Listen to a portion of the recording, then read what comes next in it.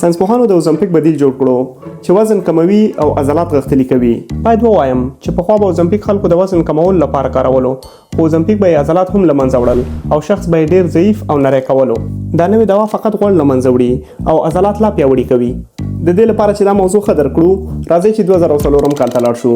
په دې کال کې یو 4 کلن جرمني ماشوم ډاکټران سخت حیران کړل، ځکه دې وړوکي ماشوم به په دواړو لاسونو کې 2 پاونډه ډمبلونه پورته کول.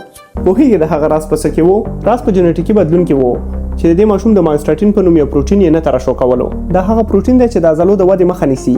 د یو نارمل انسان په بدن کې د مایوستاټین وظیفه دا ده چې د انسان د اضافي عضلو د تولید مخه نیسي.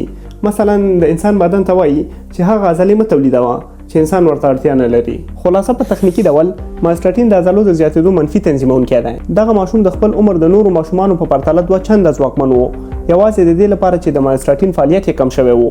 خو 20 کاله وروسته ساینسپوهانو د تجاربو په اساس دا درمل کشف کړل. دې ته د مایوستاټین بندونکي وایي.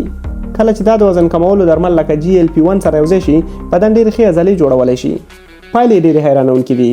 هغه کسان چې یوازې اوزمپیک کاروي او 1% غوړ یې له لاسه ورکوي، خو 10% عضلې هم له منځه ځي. خو بل خوا بیا د نوي درمل سره 15% غوړ او فقط 15% عضله له لاسه ورکوي. خو خبره یوازې د عضلو د ساتلو نه ده. د مایوستاټین بندونکي کولی شي د بدن د طبیعي عضلو جوړولو پروسه پیاوړې کړي. په دې سره کولی شئ تاسو د پخوا په پرتله ډېرې ښې عضلې ولرئ. حتی د ورځنیو ساده فعالیتونو په واسطه به تاسو وکولی شئ چې عضلې جوړې کړئ. دې پایلو د دوا جوړونې په صنعت کې یو نوی انقلاب راوستو. د سولر راک شرکت سټاک د معلوماتو له خپرېدو وروسته 300 سلنه لوړ شو. خو اصلي کیسه د پیسو نه ده. خبره دا ده که دا درمل بازار ته راوځي، څه به پیښیږي.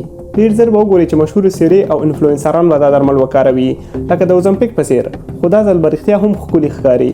کیدای شي موږ داسې راتلونکی ولرو چې هر څوک به پکې فټ او ښکلی ښکاري، فقط په هفته کې د یوې ستنې وهلو سره.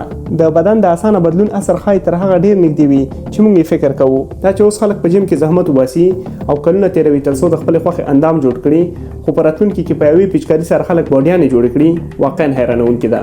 که غواړئ د ساینسي پرمختګونو خبر شئ، ما در سره فالو کړئ.